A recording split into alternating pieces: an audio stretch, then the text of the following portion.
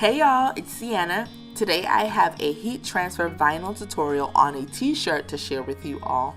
Mother's Day is right around the corner, swiftly approaching, and I want to share some gift ideas with you all, especially if you have a smaller budget or you have many different people that you need to give Mother's Day gifts to. This is a great idea. So if you are interested in seeing how I created this t-shirt, please continue to watch. The SVG file that I'll be using today is a custom one that I made. If you are interested in learning how to create your own SVG files, I do have a video on that and I will link it in the cards and the description box down below. Remember to check it out after you finish watching this video.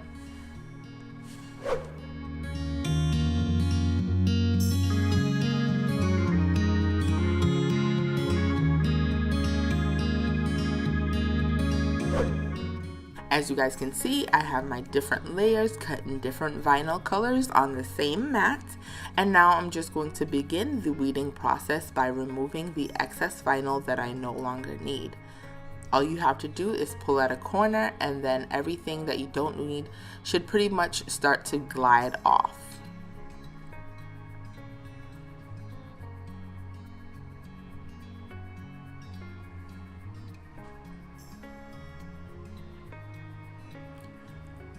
Once you have your larger piece of vinyl removed, then you can begin to go in and start detailing your vinyl cutout by taking out the smaller pieces, such as the inside of numbers and letters or shapes that you no longer need.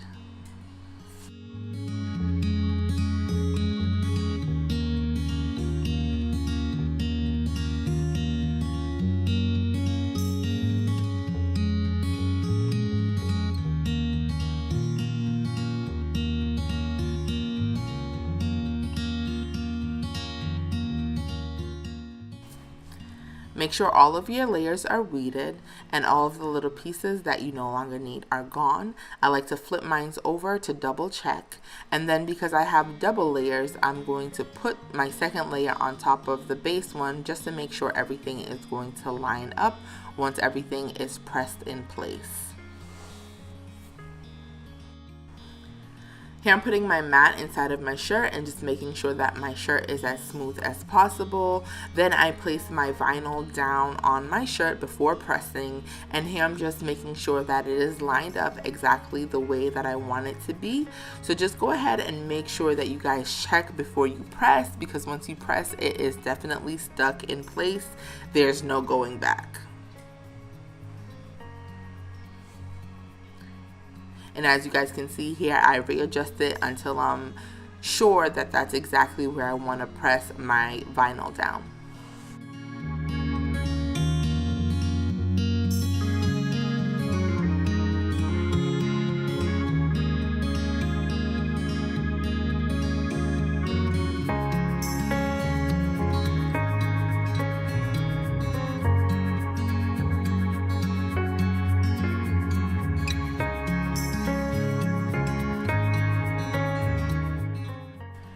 Now before I press, I'm going to lift my shirt up and look at it, make sure that all of my negative pieces are gone and that my vinyl is in the place that I want it to be, because I'm getting ready to press it down permanently.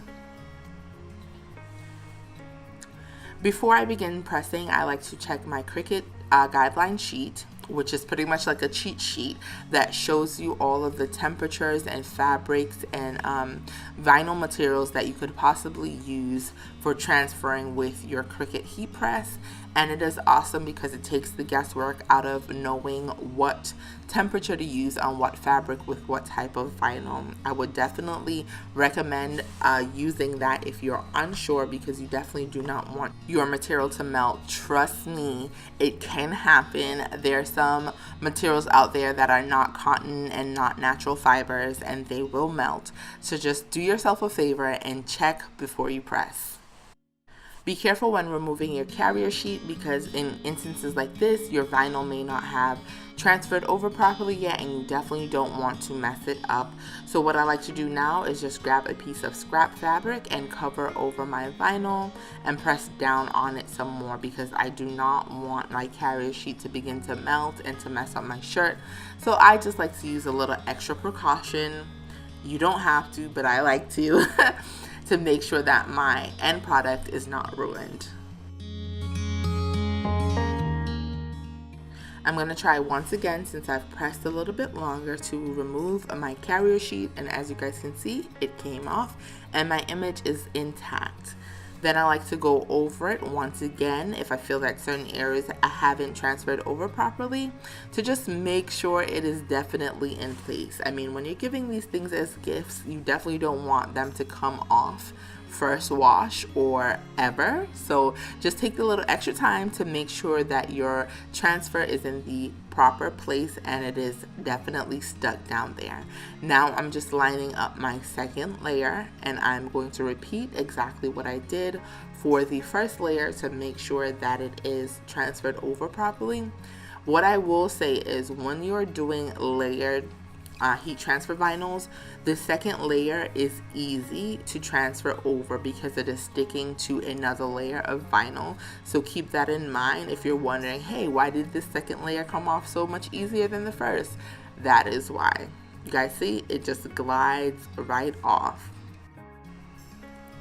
So to differentiate the names, I'm going to be placing these small little hearts in between each name. I definitely could have created this as another layer and had the perfect spacing and everything, but I would have wasted vinyl, and if you know me, I'm not about that life. So I decided to cut them by hand and then just put them down, and it turned out perfectly fine. So at this point, I'm just going to press it down once again, and then I'm going to remove the carrier sheets, and voila, that is it. That is how simple it is to create your own heat transfer vinyl t-shirt. So y'all, thank you so much for watching. Please remember to subscribe to my channel. YouTube is completely free, no cost associated whatsoever. Also remember to turn on your notification bell. Ring it to press it so that you can be notified each and every time I upload. So until next time, guys, it's Deanna reminding you to stay blessed and to always have good vibes. Bye.